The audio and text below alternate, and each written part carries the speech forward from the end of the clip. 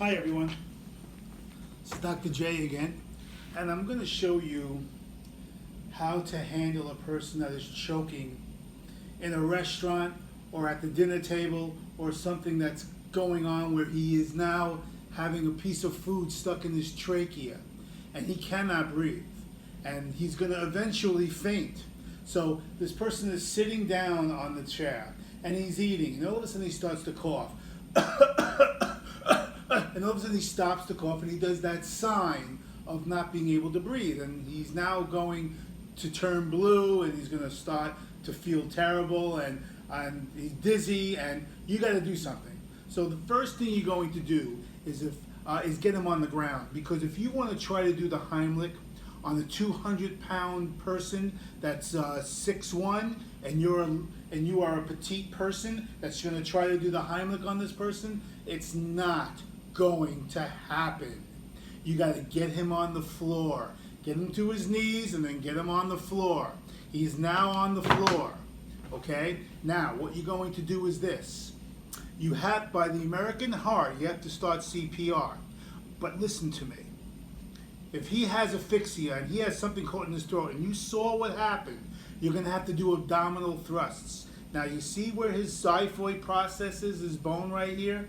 There's a belly button over here. You go up towards the diaphragm, but don't hit that xiphoid bone. And you're going to do the same compressions as you would for your chest, but you're going to do this like you want to put your hand through the person's body.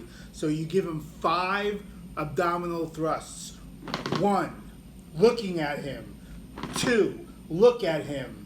3, 4, and 5. Now, if he gets this out of him and he was just eating, he's probably going to vomit. So push his face to the side and let him vomit. If he vomits, it's going to come out, and you have saved his life.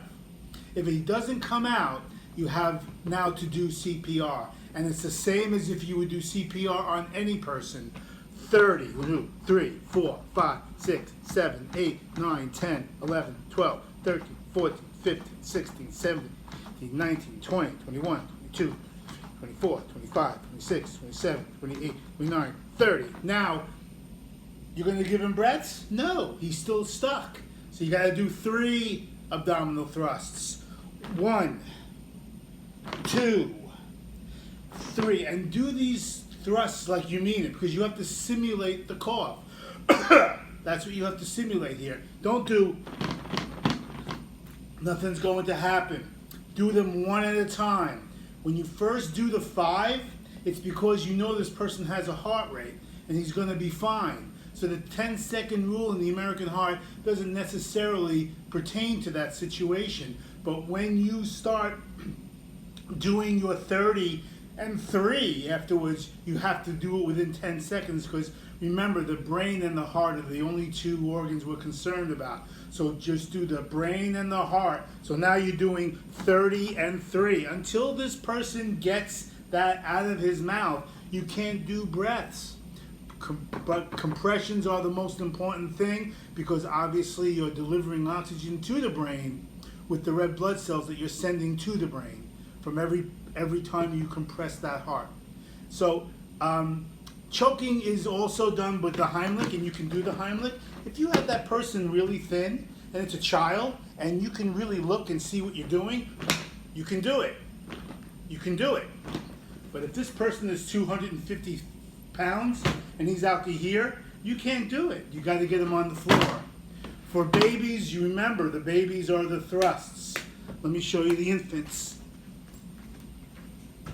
When it comes to the infant, remember, you straddle that person around your arm.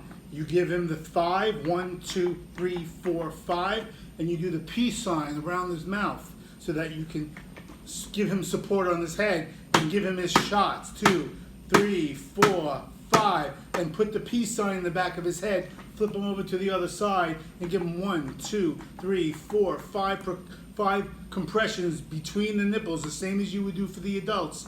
And you got to keep on doing this, looking in his mouth every once in a while to see if you can see the obstruction. And you would do that for the adult as well. But remember, don't put your mouth in an adult, even if you see it, because he's going to bite your finger off. So don't let that happen, okay? And if you want to go in there and get it, squeeze the back of his mouth, his cheeks. He can't bite down. He won't be able to bite down. And you can get it out if you want to, if you see it, okay? So that's the choking situation. See ya.